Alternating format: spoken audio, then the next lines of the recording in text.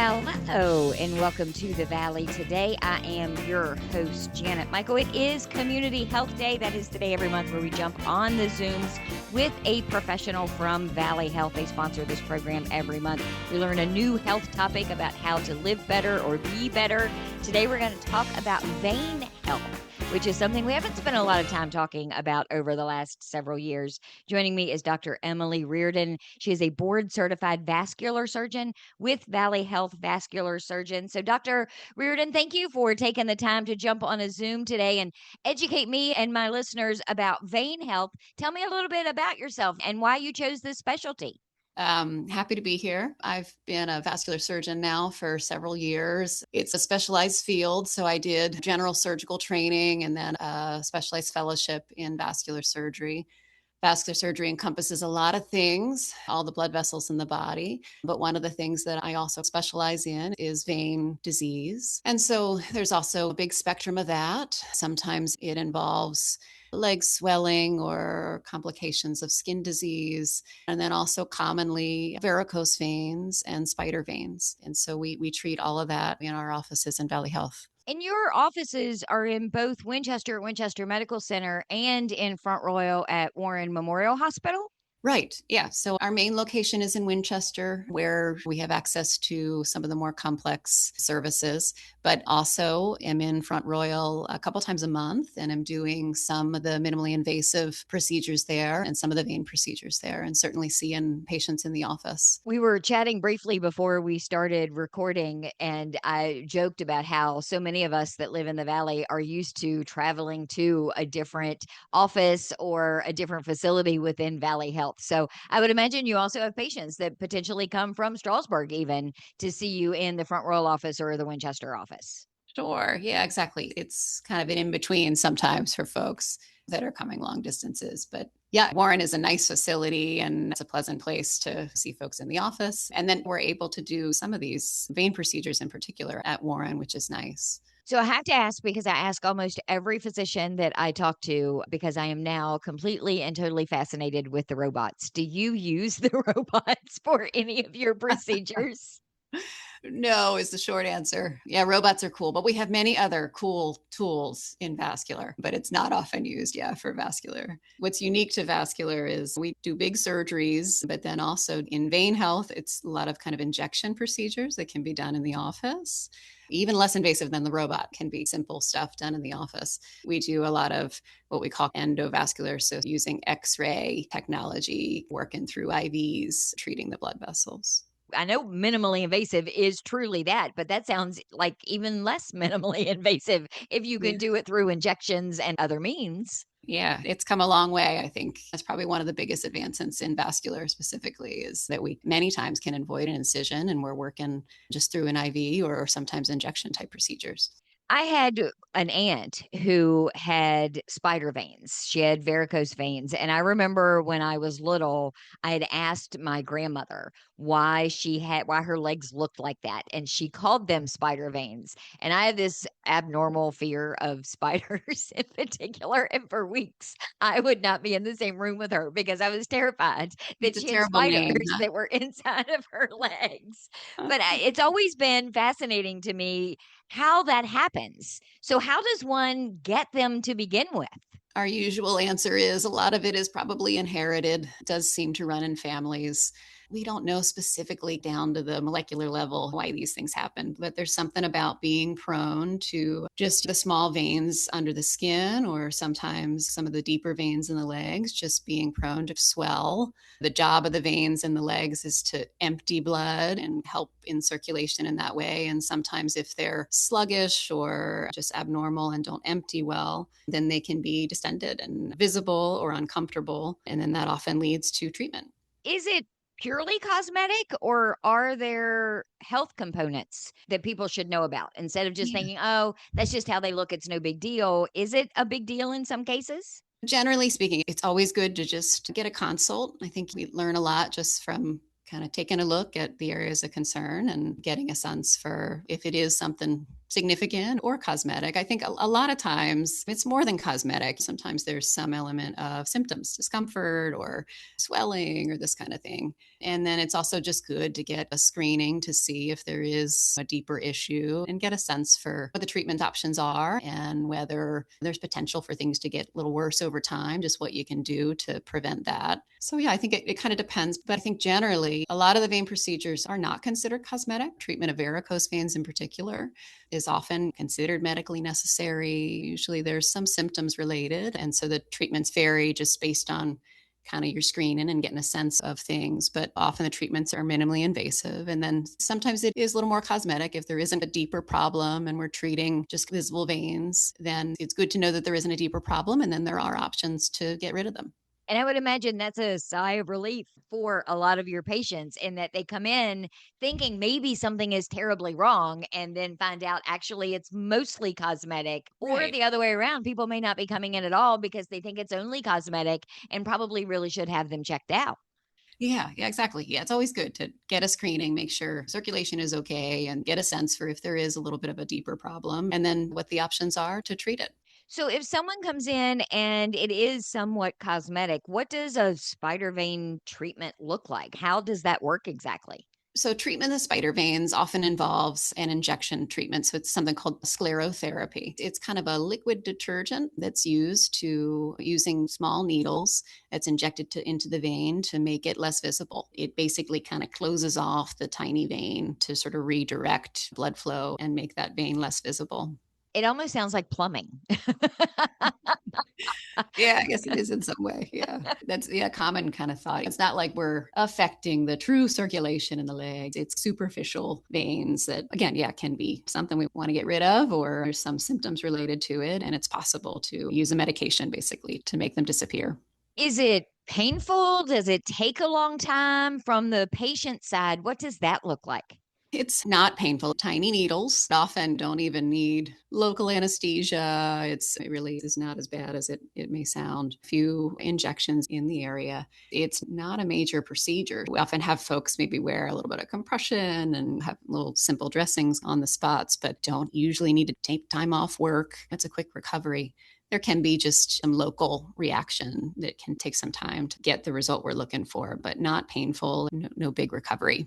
The spider veins are the much smaller veins. And then, of course, there are the larger varicose veins. Can we talk about what treatment for that looks like in the next segment? Of course. We're going to do all of that when we come back. We are on the Zooms today with Dr. Emily Reardon. She is a board certified vascular surgeon with Valley Health Vascular Surgeons. She has an office located at both Winchester Medical Center and Warren Memorial Hospital. We're going to talk more with her when we come back in just a couple of minutes. This Tuesday, April Davis will change the world. She doesn't know that yet. All she knows is that she went to justserve.org and volunteered an hour of her time. Browsing through dozens of service opportunities in her community, April decided to spend her Tuesday evening serving dinner to mothers and their children at a transitional house. She doesn't know she'll be serving a particular mother and daughter who will be spending their first night in this home. April doesn't know that the hot meal she'll serve is the first this mother and daughter will have had in a week, or that the simple smile she'll offer as she serves them will help them realize that things are going to be all right. Which is why this Tuesday, April Davis will change the world. See the difference you can make. Sign up for service opportunities in your community. Visit justserve.org.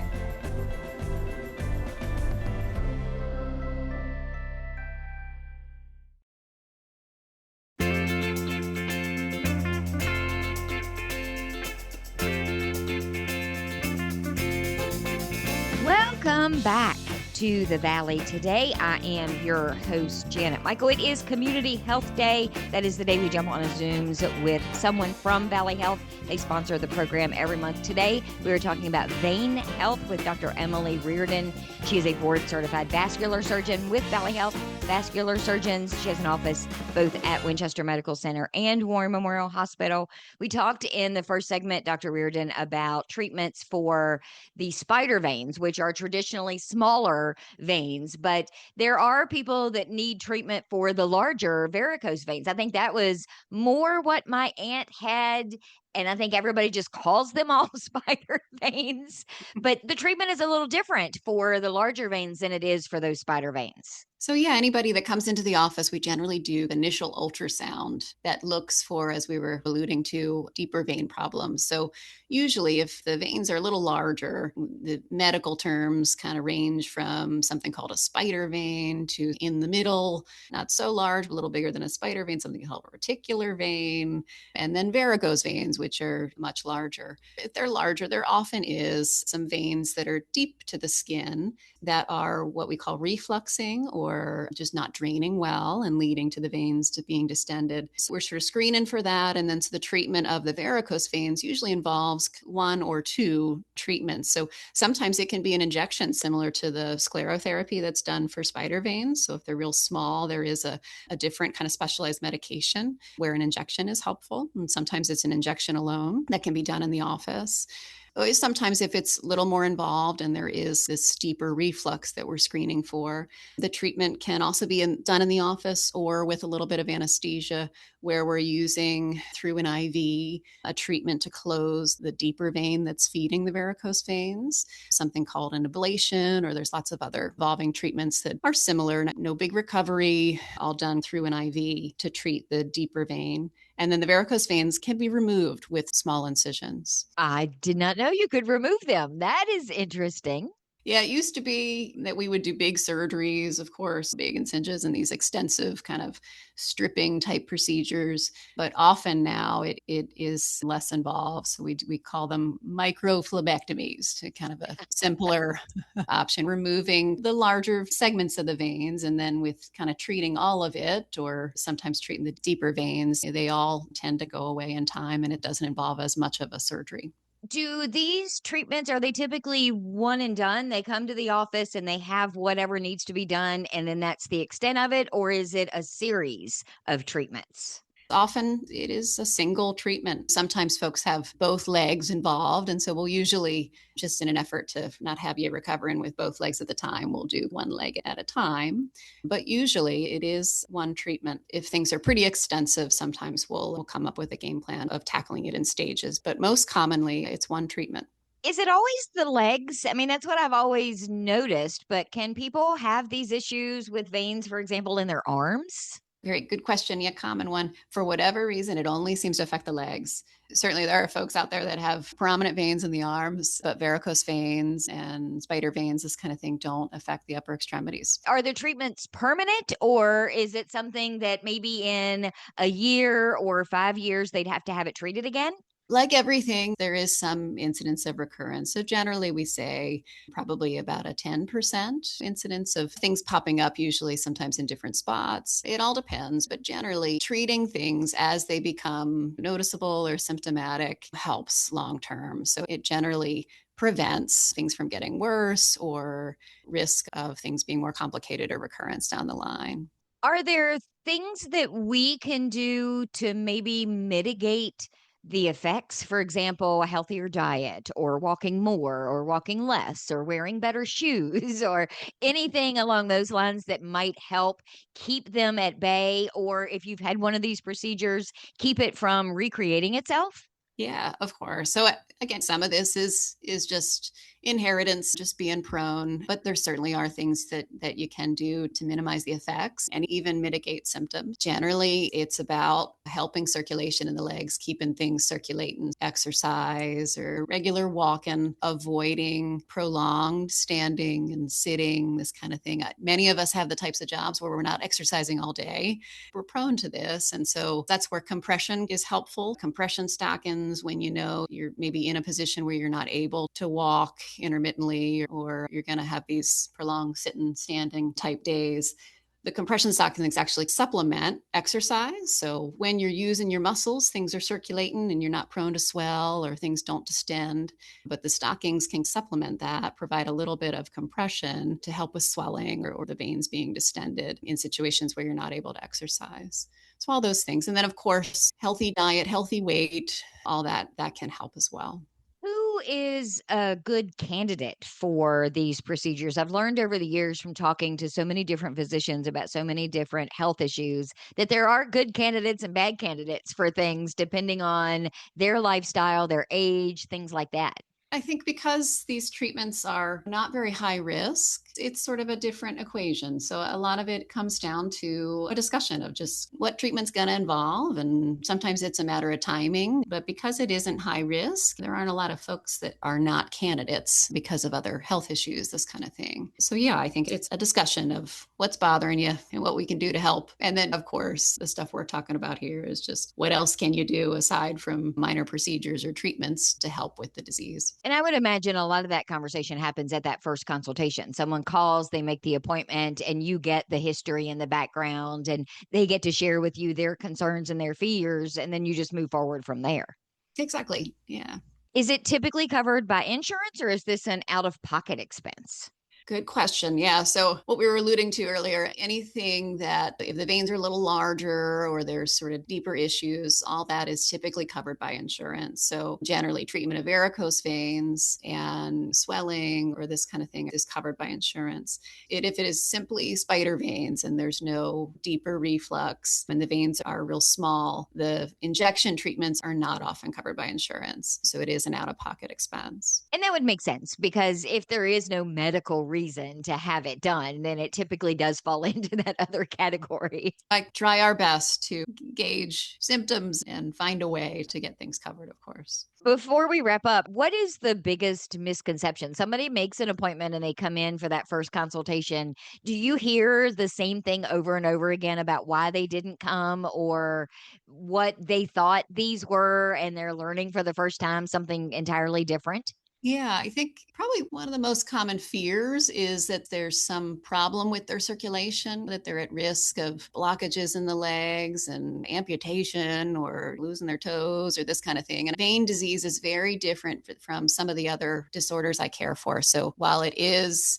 life affecting and there are symptoms, legitimate symptoms, it is not that serious that it really affects the true circulation in the legs. There's a distinction between kind of the arteries in the legs, which provide vital blood flow to the feet and the muscles in the legs. And that often is not affected in folks with varicose veins or vein disease. It's more a drainage problem. The worst complications are really more kind of skin disease, and sometimes in some of the severe cases dealing with wounds that don't heal and this kind of thing. But varicose veins, the sort of most common kind of vein disease, is not too severe, doesn't affect the true circulation in the legs. So for someone that's listening today, and now they've had that light bulb moment and they've realized, wait, I should probably go talk to somebody and have this looked at or explore what my options are. Do they just call either one of your offices and schedule an appointment? How simple is that? Yeah, we have an open door. I'm always seeing new patients. So yeah, contact our office. Happy to see folks even without an ultrasound initially to try to just have that conversation before we start doing testing. And yeah, happy to see folks. Thank you for taking the time today to just give me an education on this. Thanks for having me. It was a pleasure. I will be back tomorrow with a brand new episode of The Valley Today, just a few minutes after noon. So meet me here then.